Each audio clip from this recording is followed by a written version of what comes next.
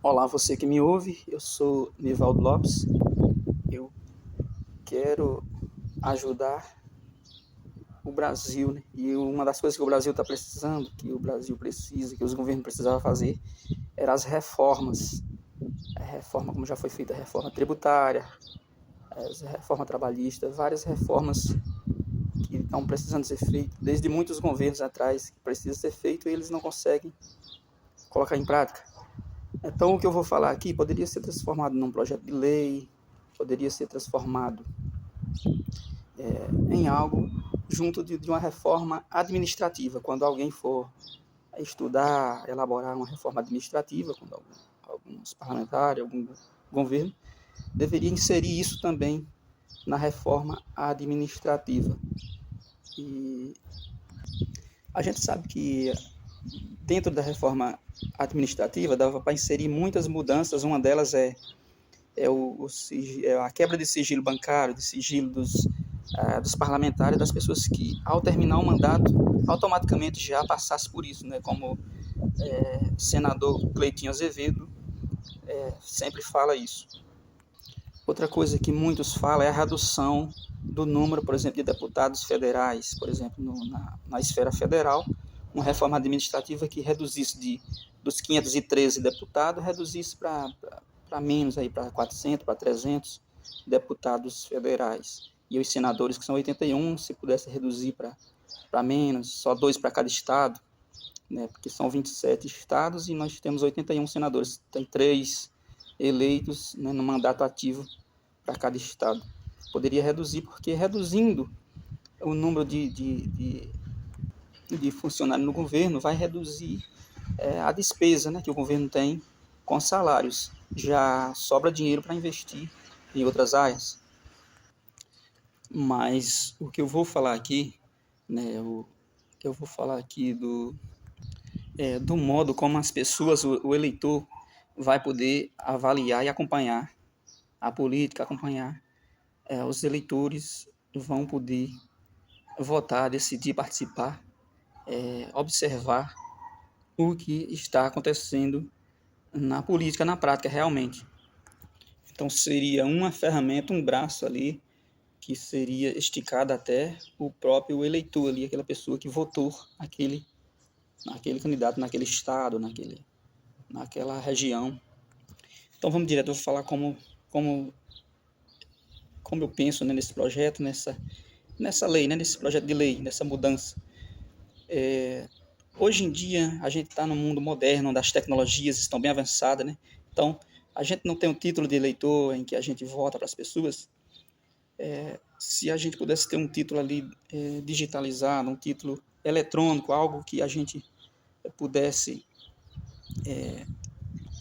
sempre que quisesse, tivesse na nossa cidade ali uma máquina, alguma coisa ali, onde a gente passasse, assim como a gente está passando cartão no banco, passasse ali para aprovar ou desaprovar alguma coisa, que a gente pudesse chegar ali e fazer isso. E aí, como seria isso? Teria os candidatos que entrou lá para fazer alguma coisa, que tem um programa de governo e tal, e que estão produzindo alguma coisa, que estão sendo produtivos, né, ou no município, poderia ser em esfera municipal, estadual ou federal. Então, a gente iria acompanhar, né, o que eles estão fazendo lá e o que eles prometeram e o que dá para fazer e como eles estão se comportando e gastando ali o dinheiro, né, o que eles estão fazendo ali, o que está sendo prioridade e o que a população quer. Então, não era todo mundo que ia poder fazer isso. Iria ter um representante ali na cidade, que poderia ser um vereador, que já é vereador na sua cidade, ele poderia representar também na esfera federal e se tornar o representante, por exemplo, de 1.000 pessoas. Um cara com um título eletrônico ali, que ia representar um grupo de 1.000 pessoas na sua cidade ali. A cada 1.000 pessoas teria um representante que iria votar.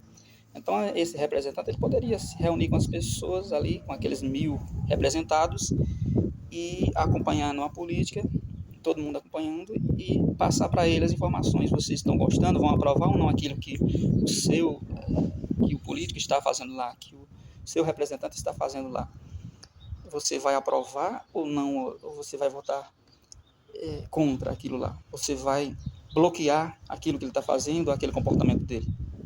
E aí, uma vez que a maioria ali daquelas 1.000 pessoas decidisse por bloquear aquela ação daquele político que está eleito lá, esse cara que está com um cartão lá ia lá e fazia o seu voto nesse sentido, de bloquear, de modificar, de cobrar, de exigir, de reivindicar, tudo que desse para fazer através desse título, né, desse representante de 1.000 pessoas. E aí, para que ele iria fazer isso? Né? Para o político iria receber ali o salário dele todo mês. Todo mês era garantido o salário ali que poderia ser 2 salários mínimos, poderia ser um valor ali que desse para ele sobreviver. Sendo que os outros benefícios, sendo que uma outra parte do salário dele iria ficar bloqueado. E aí, apenas se ele fosse produtivo lá na política, se ele fosse produtivo lá nos trabalhos, lá naquilo que ele se dispôs a fazer, que ele está lá para fazer, aí esse representante de 1.000 ia votar em sim e iria destravar o restante do seu salário ali mensal. Então, uma parte ele iria receber automaticamente todo mês, mas ele iria ver que era pouco. Se ele quisesse receber o salário integral, ele tinha que se comportar muito bem dentro da política lá, porque iria ter essas pessoas ali que iria bloquear ou não a outra parte do seu salário, a outra parte daquela remuneração que pertencia a ele naquele mês. Então os políticos iriam procurar trabalhar bem lá e ser produtivo. Quando algo não desse certo lá, eles teriam que ter uma justificativa, teria que apresentar provas, ou teria que mostrar em vídeo, não deu certo por isso, por aquilo, mas a gente vai fazer aquilo que a gente fez, o dinheiro está aqui, a gente não gastou.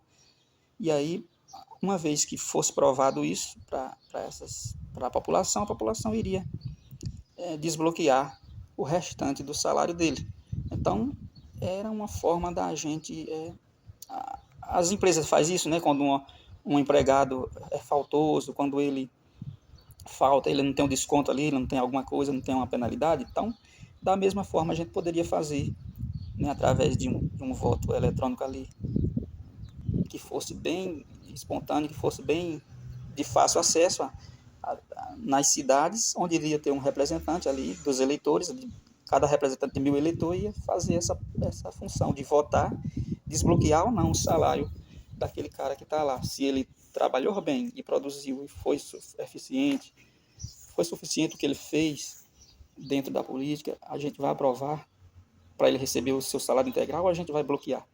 E aí, uma vez que esse salário dele ficasse bloqueado, ele tinha que ter uma penalidade ali onde ele não recebesse depois, ou sei lá, se demorasse mais para receber, ou se não fosse empregado, voltasse para o caixa do governo para ser empregado novamente naquilo que não foi feito lá. Eu acho que assim evitaria mais corrupção, os caras trabalhavam lá mais com mais cuidados, obedecendo mais à vontade da população, porque assim eles iriam continuar recebendo seu salário integral, né, tudo bonitinho, e iria ajudar eles a concluir as obras, a fazer o trabalho, né, real e necessário que ele está lá para fazer.